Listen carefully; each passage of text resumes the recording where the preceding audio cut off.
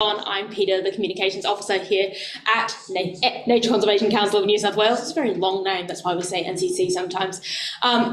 We only have a few hours left of the financial year, and I know it's not just us, it's every charity, it's every NGO, because we all really do need your donations, your support at this point in time. Donations are the only way that we can do the work that we do, and so please, if you haven't yet, go to save-our-biodiversity.nature.org.au and go donate, spread this around, send it to your friends. If you know anyone who cares about nature, now is the time to support that, to help us get biodiversity and nature on the ticket for the state election in just a few months.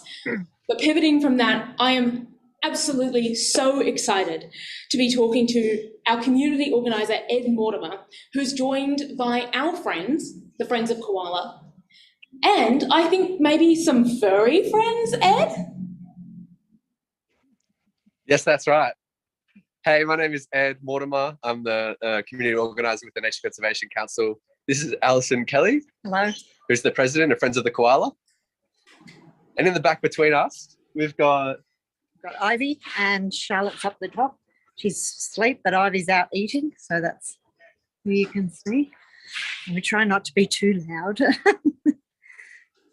Okay, we're going to keep our voices down.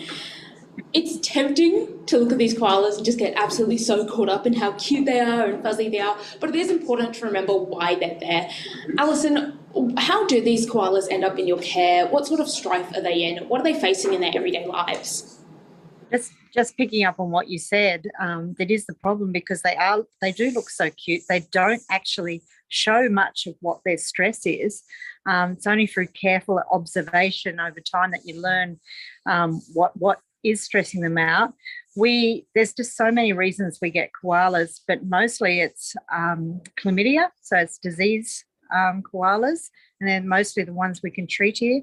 We also treat a lot of trauma. Unfortunately, we have to euthanize some of them, a lot of them, which is really quite tough on our people here. But we work very hard to try and save the ones we can, and they might come in from car strikes or dog attacks.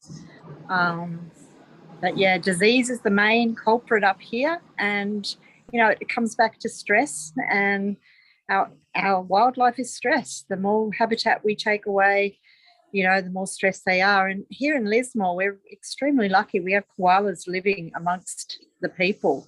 But as they, develop land, it's going to be an issue moving forward. Yeah, and Alison, you just touched on this, but Ed, both you and the Friends of the Koala are based up on the North Coast in Lismore. What are some of the stresses that koalas are dealing with up there with habitat destruction, logging? What's the life of a koala like at the moment? Yeah, so we know that even before the fires, that in the 20 years before that koala numbers on the North Coast had halved, and we know that that's for a whole range of different issues. But the core one that sort of pushes it all is habitat loss, but when the koala habitat is degraded, it means that koalas spend more time on the ground, so they're more prone to dog attacks and to car strikes, and their stress level goes up, and that makes them more vulnerable to disease and other things. And we said that habitat loss is a compounding factor in affecting that. And we've seen the rates of land clearing and the rates of logging have been increasing year on year under the New South Wales Coalition and the New South Wales government, and we just know about how that's all coming together. And so, in your opinion, being someone who's been campaigning on this issue for years now, what do you see as the way forward? So I think right now we have quite an amazing opportunity in front of us, where it's 9 months until the New South Wales state election, and we have seen under success, the coalition government over the last 10 years, that koala numbers have just been going down and down, and they've been having a harder time with the increasing rates of land clearing, and the simple fact that there is no statewide protection for koala habitat in New South Wales.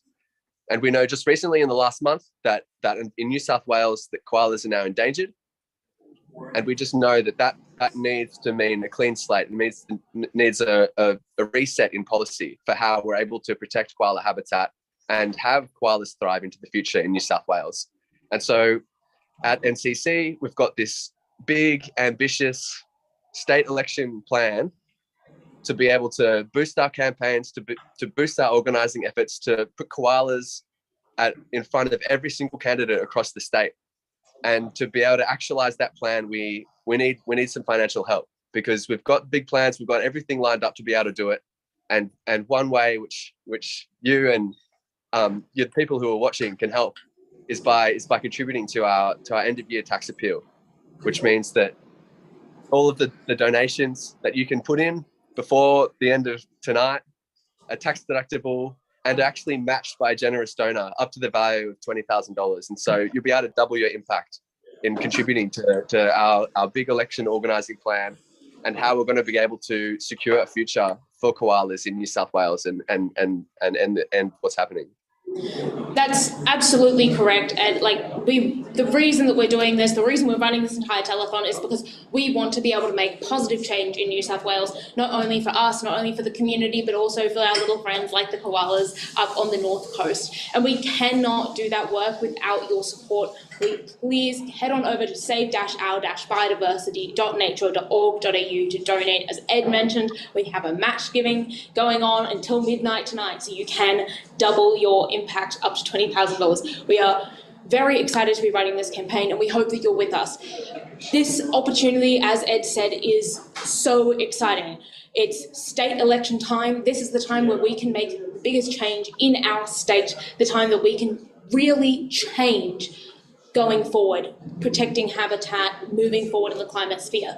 So this is when we really need your help, and we really need your help to be able to do that, because without donations, we can't run such an impressive campaign. We can't get people on the ground.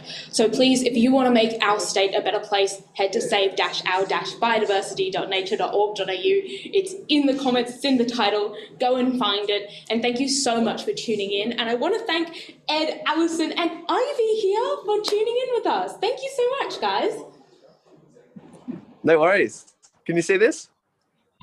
We can when you talk.